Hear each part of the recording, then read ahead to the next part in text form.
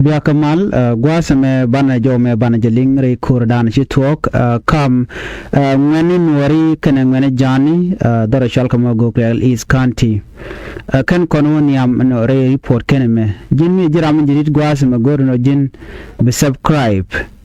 Ko bilerin konen be Guasame bekan Shamala should kajikapet. Koren chitu Guasame, Korm chitu Nikarun Wangalong, Nika Liang Adana Chalingaja. Re Kora mo Chaladu no Chanedi Shogwell one Shagan Canadian Dang Rodon one Tishalat. Canadian contin to Kora mo Gajodan Chalat Kaja, a walk and Nuer tin contin gen Later Shong Malaysia tin gen Kamayam Kanti, a wachikan jang into Dor Shalkamo Gogrial chicken Kamakan Winami, Kerupon Chala the Jang Guasame, a Kanishakan and Nadang well one Canadian Dang Rodon one Tishamuka Vodka, wa Kormo the tin. Kur Toga Nick Jen Takel Keweder, Winnaga Bakawa, a low Kormadi Chio Kormatot. Karipodi cannot Guasame, Kanisha or Kent one Shaganang and Wari, Name Miller Road and Tema Kadi and the article LinkedIn.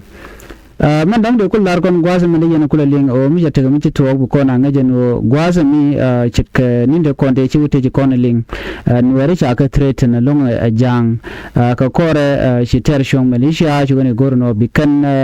en riga mo bikan tuook ajen mu we ka u karudin gorok chi mana la kona ngach amene ti chalwe jang la kana jen bo bikan etin kon lan wer bikan ko mak antam cha mu ka pega kele no ba kurma ba jo ter ka gogrial East County neme mi chore lad bana more information bana ka link ka kor gwasan be by num detaili mi chore lad no antam kor gwaddan to kotin gogrial East County cha wuter doran kon wer waje ter dor jani bana more information bana ka jega yo later ka do dan dong de kon linga juje pro jeno jin be subscribe ka more information ka bitin kon to bi ka shumala je gwasman bi atamal